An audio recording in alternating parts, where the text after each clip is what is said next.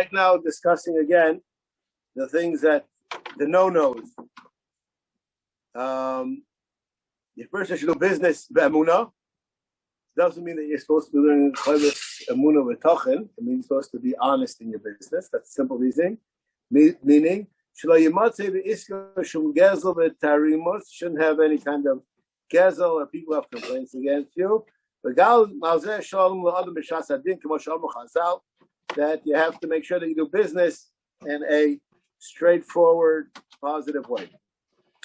There are mitzvahs that are aseis and lavim, shemutalas ala adam la'asais v'lizor ben b'chol eis, and einu muvaros b'shulchan aruch. Even though that they're halachas, they're just not codified in Shulchan Aruch. The Kama Mem Etikan Amogen Avrohom, Midivrei Rambam B'Shari Shonim. The Rav Avrohom makes a collection. The Chen Kama Hanhogas Toivos HaMuskarim B'Divrei Chazal. All different kinds of ways a person is supposed to act that is mentioned. L'chein le'echta gam kem yilahatik mitzvahs advorim po. I'm going to bring a list over here of things. Kasol Rambam. Mitzvahs asay lidobek b'chachamim u'talmidem k'dei lilmo ma'asehim. This is from the most abused Mamorei Chazal. There are people who want to have a shaykhis to Adam Gadol. Why? Because then you're in. Why should you want to have a shaykhis to Adam Gadol? To learn from him. Okay? To learn from him what? How one should live. How one should live. So in other words, not from the reason why you should have a shaykhis with him is not necessarily to know his pshat and tosfos. It's to know how to live life. What? Yes. Person should cleave to HaKadosh Baruch Hu.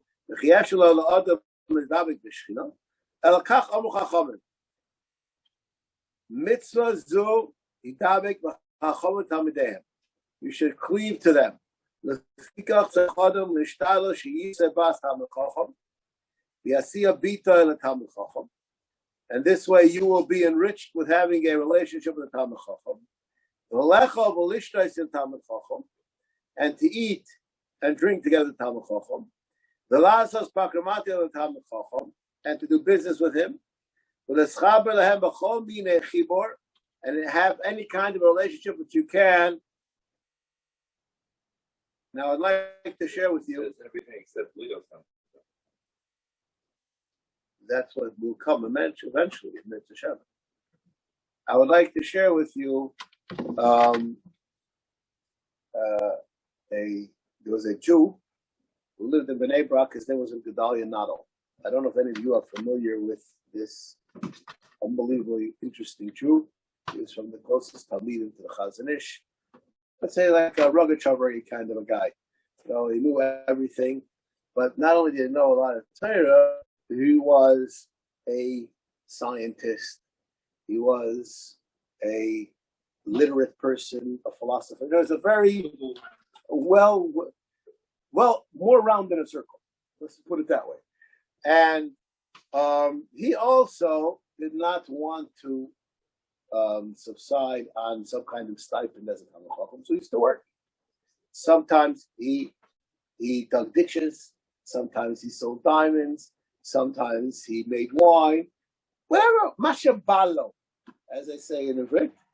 And it's because he was obviously by the Mishnah Berurah shared 2 weeks ago that he knows, just making fun of us, just to him to the issue of a living. And he would work until he had enough, and then he quit.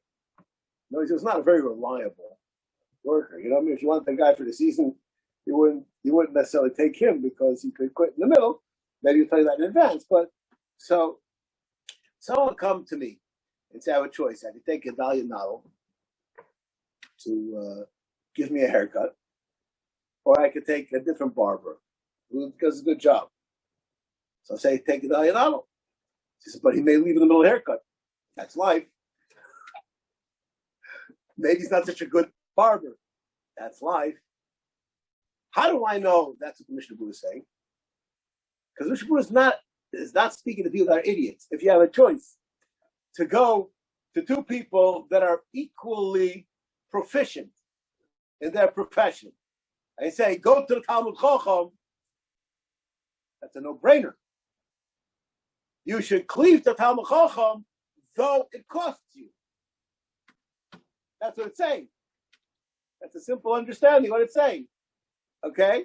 Now, I don't say, do I have to? Am I, you missed the point. The point over here is that this is the way you enrich your life in general, and you should do it, even if it costs you.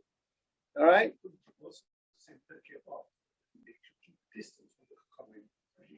I was thinking, for example, the same story, the man that kept coming to him, trying to ask him all these questions. Yeah. Avoid getting angry. In a sense, it could be considered as not to make a connection with him, which is also being annoying. Where's the boundary line? You were asked 3 questions in one. Okay.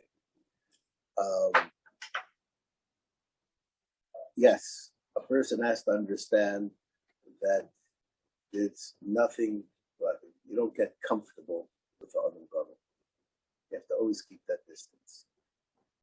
Now, you're not supposed to be chummy with the other brother. You're supposed to learn and be his student. I'd like to share with you something. I haven't seen Rosh Hashanah in about 3 days already. I don't enjoy speaking to him. For me to speak to Rosh Hashanah, I have to prepare. And I know I'm going to get scrutinized on whatever I'm going to say. And it's a event that costs me time and effort of preparation. And when I'm there, I'm keyed up and I'm paying attention. It's not, not that I don't say it's not fruitful, but it's not. Not allegedly. I don't say, so what's doing, right? That doesn't happen in our relationship. Okay.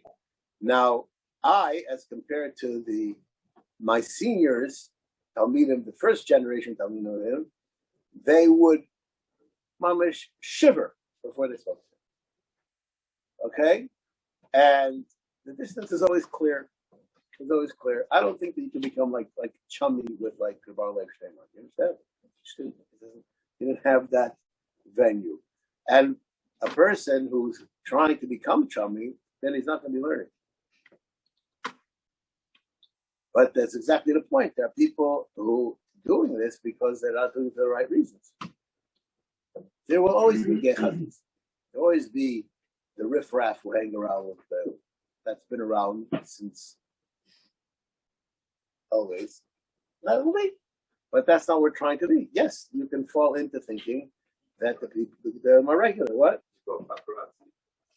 No, the paparazzi is usually the press and etc. I'm talking about the whatever. But there are always people who have their own agendas too. All right. Just the example of the wrong beat about giving the haircut. At the end of the day, we're saying don't do it. Yeah, sure. No, I said with the Chazal is saying that even if it costs you. So we're saying you should do that. Hire. And now, one second. Yes, you should do that if you could afford it. I was in yeshiva in Cleveland, and there was a bocher there after the 3 weeks, and he was taking a haircut. It's a Swedish bocher, and his hair grew very quickly. And the barber gave him an opposite mohawk, 2 strokes down the middle. And then the gifter came to get a haircut. He threw the bocher out of the chair. The bocher had to go into the hall, and the gifter, and the gifter got his haircut.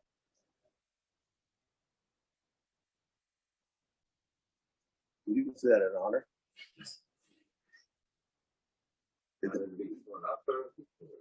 didn't throw him out. He didn't throw him out. The barber threw him out. The barber threw him out. Did you make your gift away? If we would have gone downtown to get a haircut, he wouldn't have had this problem.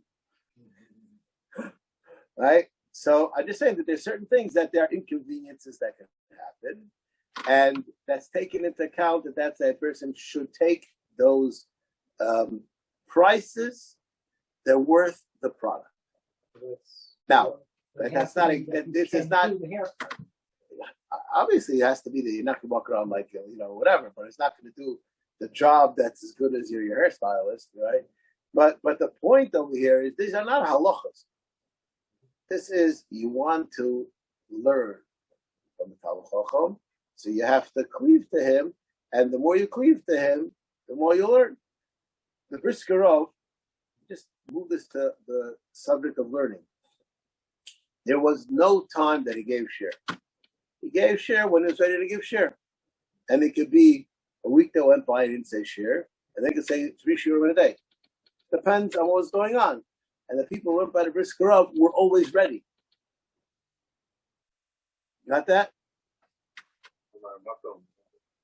To get on what they're learning. No, that's called, there's a price to be the Brisker Rov's Talmud. That's a price. So not everybody can afford the price.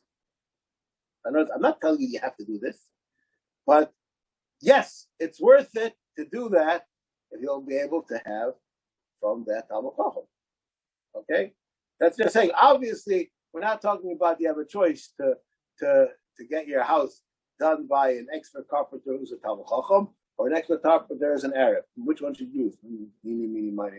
Right? That's how we're talking about. We're talking about where there's obviously af al pi that there are reasons to say that it's not worth your while. We're saying that it is. I think that's the. Now I didn't say mechuyev to. But that's what I think it's going to tell us. Well, there's a the answer to that question is yes. That's a different halacha. Halacha is that if a person has to do business, Chavetz Chaim and Avas Chesed discusses this. There's dinei kdima. Who do you do business with? All right.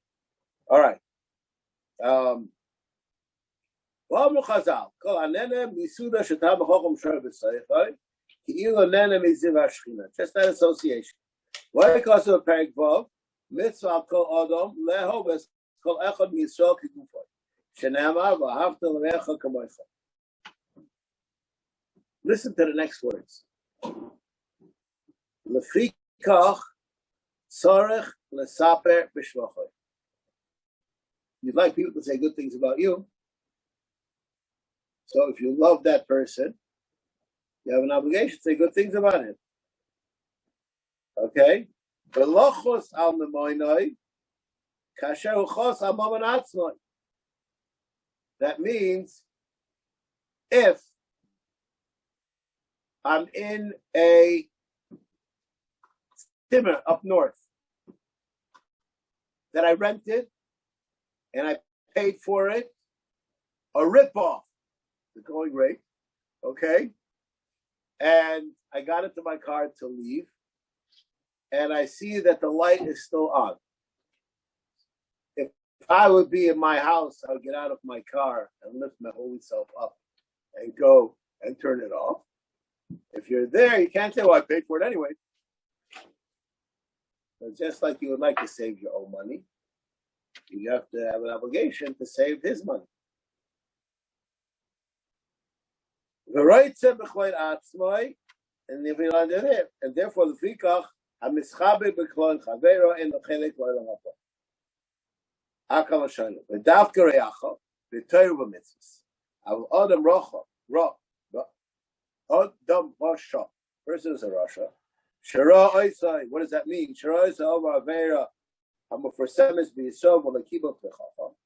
He did something which people know that you're not allowed to do, and he didn't accept with you. Mitzvah l'snaisa. You have a mitzvah to what? To hate. Now, what does that mean? You have a mitzvah to hate him? It's not at Masar. Oh, It doesn't say that.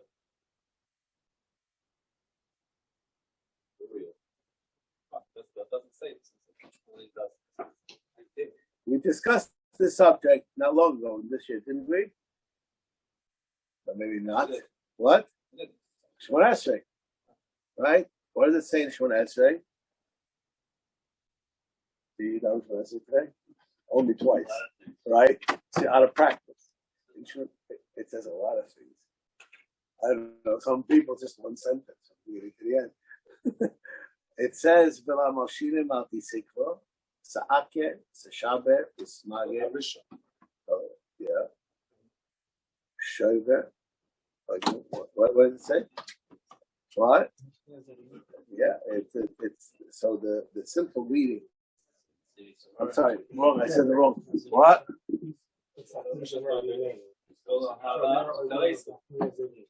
Very Koresu. Right? It's pretty. I like it in English way better than in Hebrew because it's hard to believe what it says over here, and you say this all the time. Oh, that's good. I could read English. Oh, okay. And for the slanderers, let there be no hope. May all of their wickedness in an instant perish, and may all your enemies speedily be cut down. Speedily be cut down. Ouch, doesn't sound like what you said. And willful sinners, may you speedily uproot, smash, cast down, and humble. Speedily in our days. Blessed are you, Hashem, who breaks enemies and humbles willful sinners. This is like hard to read. Actually, it's hard to read. But anyways, so there is a question which is asked on this thing. What do we do with Berurah? It says the people who do sins and not the people who are sinners. And How we get some all right, that's smash them and cut them down. You'll use that much of a chance.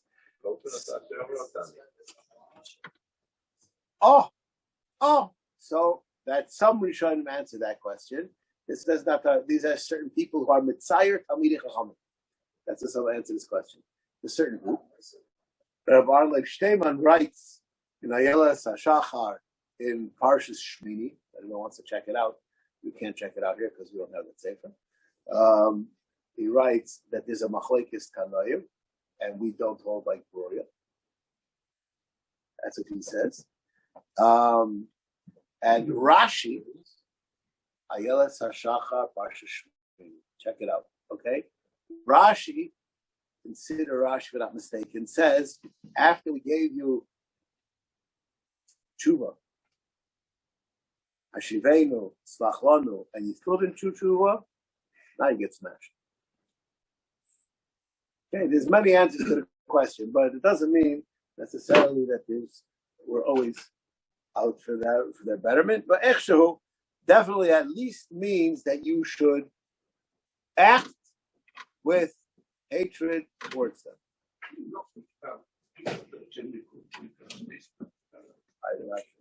Did I say anything about Tirik Shinish Bas? No, I'm saying. I said whoever falls into the category of these people. Now, I'd like to tell you something. I remember when I was a little kid, I must have been about 9 years old. My mother was taught in an Orthodox Sunday school in we'll call it a kfar, as far as Yiddishkeit is concerned. And she taught them about Noach. And a 7-year-old little squirt says, Mrs. Zachariash, you don't really believe this story, do you? Okay, this is like in the 70s, you understand? Now, what do you think that kid grew up to be? No, he wasn't being mechutzer. It just like it. Another story. It can't be, right? He's not an apikoros. He wasn't groomed to appreciate that such a thing could actually happen, right? So even when somebody says they don't believe, not necessarily are they non-believers, right? You have to know. I'm not right now getting involved in today's, but I will just say the following, and I'm not saying anything about anybody. The average American English, Chutz La'aretz, unaffiliated Jew has no negative feelings towards Orthodox Jews. Fascinating thing. What? Well, let's not. Oh, I want to make something clear. This is my opinion. It's my opinion. I have to think that it's right, but it's very recognizable. There's a difference in definition between being Jewish in the Golah and being Jewish in Israel. Difference in definition.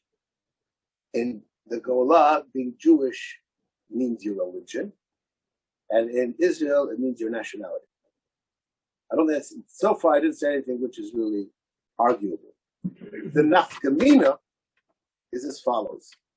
The irreligious Jew in the Golah, if he doesn't practice Judaism, he doesn't have a place. Doesn't belong anywhere. So they created in the Golah conservative and Reform Judaism, or modern Orthodox Judaism. Now what's called now open. They created alternative religions that are Jewish, in order that they should have an identity. Okay? In Israel, being Jewish is being a resident of the land of Israel, and you have no need to pervert the religion of Judaism.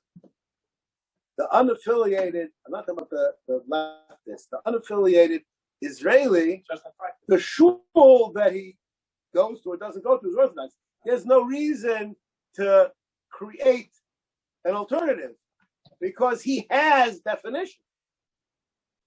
Now, the flip side of that is our definition is a direct contradiction to the Israelis' definition. It's not a direct contradiction to the Chutz La'aretz definition. And that's why there's a whole, I don't think I said anything which is, it's my opinion, but it's a push to put things in perspective. And that's why you have different kinds of clashes here and there. It's an outgrowth of where people are coming from. All right. Anyways, Abbas Hager, Shenis Gayer, Shnei Mitzvah Say. Shenever boy Mitzvah B'Fneatzel after Sager, V'Asayne Echad Mi'Yisrael B'Liboy, over B'Loy Saseh. If you hate somebody, even in your heart, you're going to Loy Saseh. Many times somebody says, I hate that guy. I would say, could be you'd have to risk your life to save him.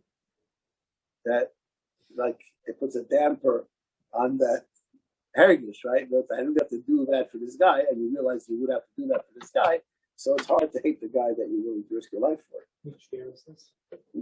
No, it's all Tzadik, the real guy. No, the last thing is about. Not Jewish at all. No. Again, it's about again Tzadik. Someone who's converted. Converted, yeah. Converted. He's a Jew that was a non-Jew. Correct. The sister sing about Mablakes Chavera, Umechorfoy, ain't no over below there. He's not over on that level, he's on a different level. Elohu over Mishum Loisazif Lakoisai.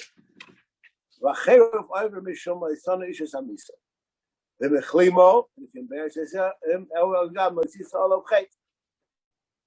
So we have all kinds of ugly things that happen when people get into fights. We'll just leave it at that heading. Kosovo Rav Sefer Mitzvahs. The Chalal Mitzvahs Ha'chacha U'Shenochiach Tzaseu Lekotzeyu Sheyichta Ish B'Menu Le'ish Lo Yinto B'Vovo Lo Yinach Shelo Ovo Avol Estavu Lochicho B'Maimar Ad Shelo Yishor V'Do B'Nefesh. You have to talk it out.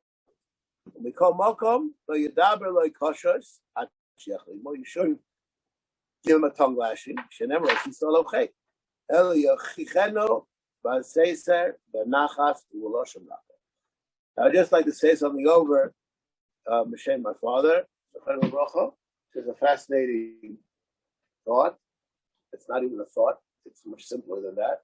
He says the word Techacha and the word Hoichacha come from the same source. Hachacha means you prove to the person, you show the person that which he did was wrong. Not you say, you idiot, you're not allowed to do that. You didn't move the person. You have to be mochiach to him that this is the right way. It's totally different understanding what the chacha is, even though it's not different than the real, but a simple understanding. And obviously, when I attack somebody for something that he did, automatically he gets defensive. When I speak to him and I say, let me help you out, let's review what happened. Could we or should we have done otherwise? What do you think the right thing to do is? Could be you could have him talk himself out of it. I'd like to share with you the following story. This story, I know 3 versions of the story. At least I heard at least three versions of the story. But the core issue is the same.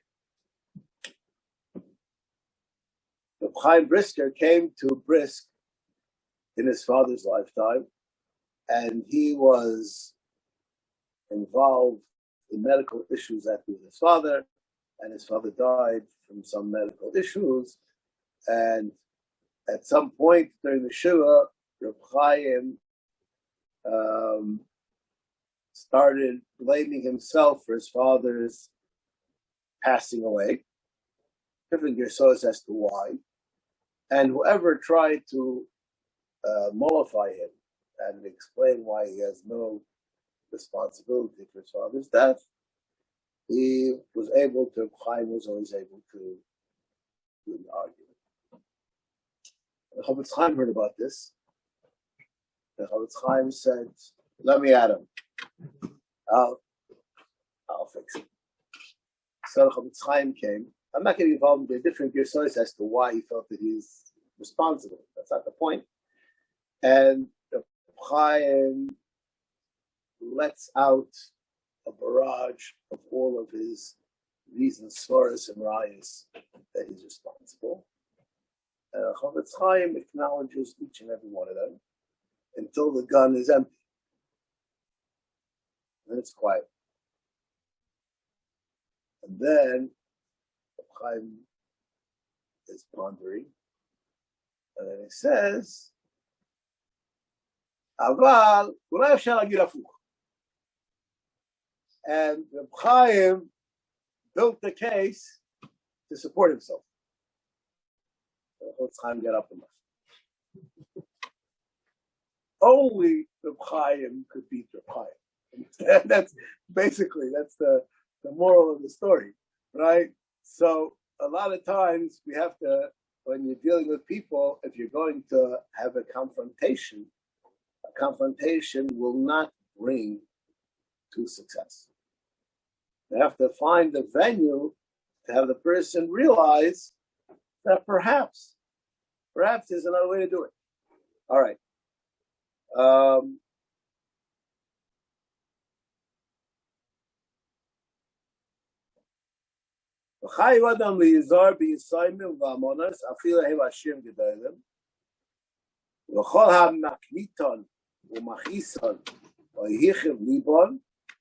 Anybody who picks on them, makes them angry, or abuses them.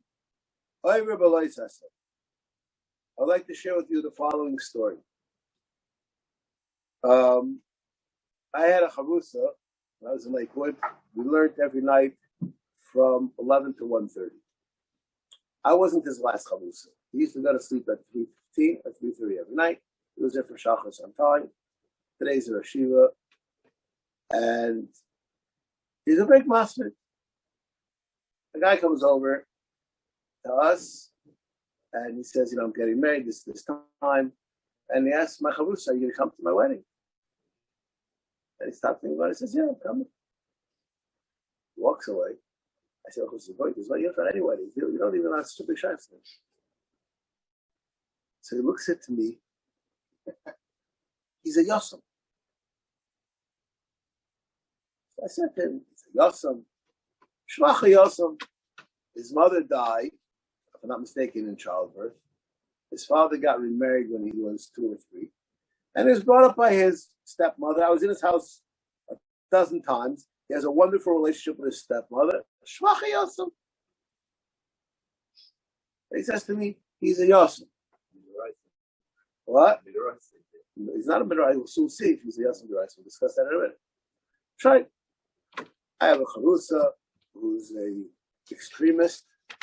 He's a smother. An extremist in what's called a Yosem. Yeah, I'm saying he's consistent. 5 years later, I'm standing with this Yosem's older brother. And there are 5 people in this assemblage. Myself, the person speaking, and these 3 people. I'm speaking to 4 people.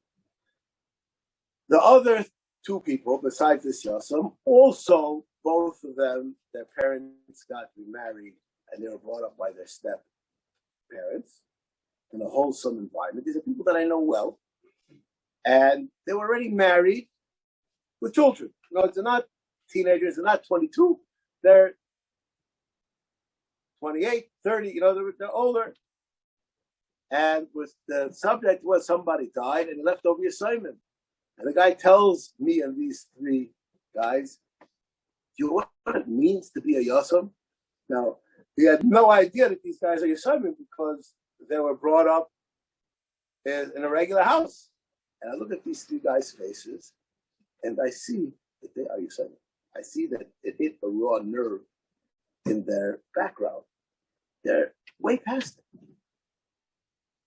Once a Yosem, always a Yosem. Okay? Now, so when I realize now that my Chavrusa was not such an extremist. He's a Yosem. He invited you to this chasana. It's a Mechayev. It's a Mechayev. I didn't say how much Mechayev. It's Mechayev more than a regular person. Now, Lamaisa, what is called the Yosem in Shulchan Aruch is somebody who does not have somebody to support him, stick up for him. Same thing as a ger, same thing as anybody who does not have the infrastructure that's normal in society. After a person already is self-sufficient, so then he's not called the Yosem anymore, halachically. But it always is, and my wife says, you could spot one at age 35 too. And I've been tracking it. It's pretty accurate. So there's something missing in that person's, they have a soft spot that other people don't have because of that lack that they felt as a Yosem, and you have to be a person should be aware of that. So there's a halachic aspect, but the chinuch says that it doesn't mean only a Yosem. It means anybody who's a person who's b'chosar onim, a person who doesn't have a. My friend, his father-in-law was sick with cancer for 3 years, and he was in the hospital. During Shiva, my friend's mother-in-law calls him aside and says, would you please get bars for the windows and a iron door for the front door? In the middle of Shiva. Says, I don't know why. He says, I'm living alone. She was living alone for 3 years. But it's different. It's different.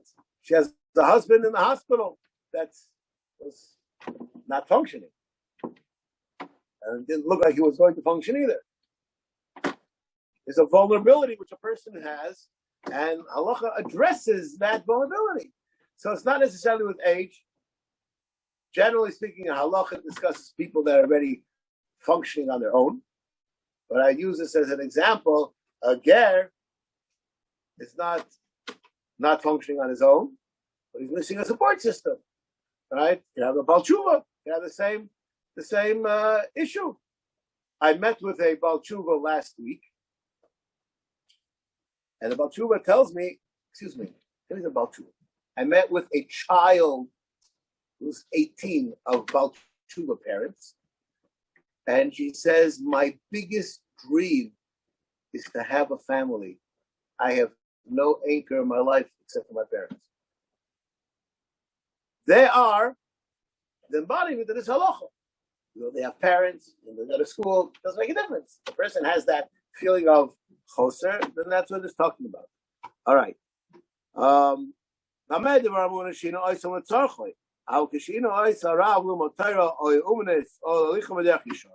If they need to be given a stiff word because of their behavior, that's permissible. Even if that's the case, even though you have to give it to them, you have to give it to them with kid gloves. So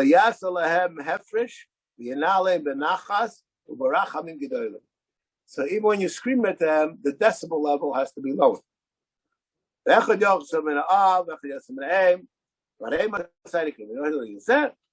it says until they can live on their own. Okay.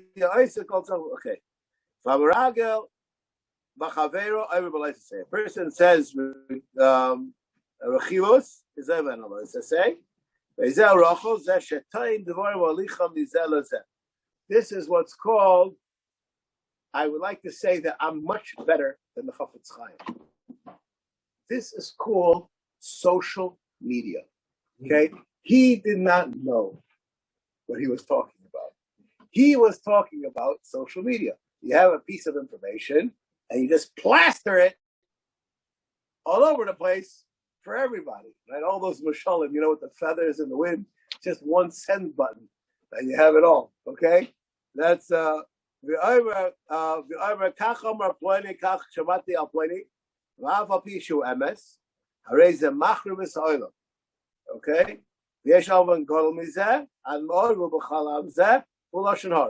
whether Lashon Hara or Chilas, which is worse, the Machlekes the Rambam and Ravid, we're not going to get involved in that.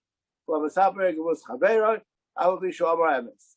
I will Oimer Sheker, Nikramaitzi Shemra. Ramasaper Dvarim Shegormim Im Yishmo Ish Mipi Ish Lahazik Chaver Begufa B'Moinoi or Yitzorloi or Lavchila Harez Lashon Hara. Now, this is a fascinating piece which discusses whether Lashon Hara has to be something which has a negative effect or not. We're not learning Lashon Hara right now. Okay. Okay, we'll stop over here. I guess we'll do one more. I just can't. We'll stop over here.